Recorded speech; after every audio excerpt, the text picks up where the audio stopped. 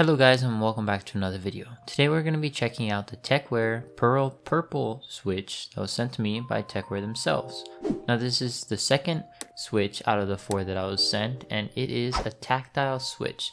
So it is similar to the salmon switch but just a bit different. So like I said, the Tecware Pearl Purple is a tactile switch with an unwiped top housing, an unwiped stem, a gold-plated 68-gram spring, and a nylon bottom housing. The actuation force is 56 grams, the pre-travel distance is 2 millimeters, and the actuation distance is 3.9 millimeters. So it kind of resembles the Pearl Salmon switch in a sense that the tactile bump is towards the bottom instead of being right at the top. And you know, like I said in my salmon review video, I don't really like that, and that is the same for this one. I've never been a fan of pre-travel on my tactile switches, but you know, everyone has their own personal opinion, so I just thought I'd point that out. Now, when I was using this switch, honestly, I forgot they were tactiles. If you told me they were linears and I just started using them, I probably would have agreed with you and not noticed, because the tactile bump is so small and it's not really noticeable, and I don't really like how they feel. It's like if you had a Cherry MX Brown that was smoother. So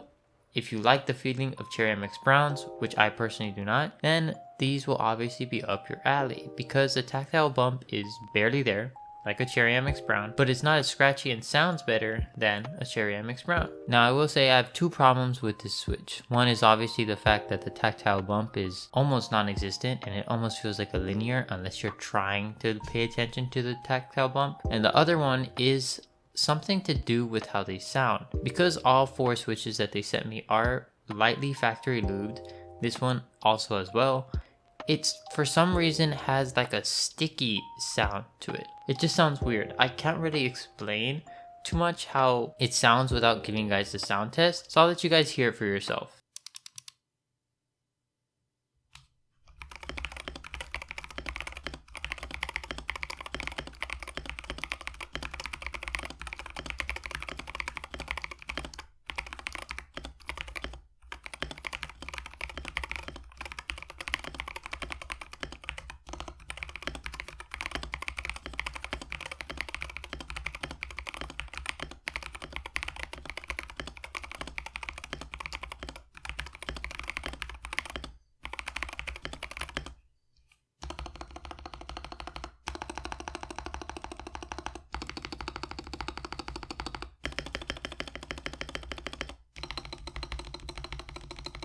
So yeah, I don't know if you could hear it, but if you listened closely for a bit, it kind of sounded sticky on the way up most of the time, and the salmon switches didn't do that, so I was confused as to why these did. Now, these aren't horrible, you know, I don't think they're bad in a sense that like you shouldn't buy them, but I do think the Pearl Salmon switches are definitely a lot better when it comes to the 2 tactile options that they offer.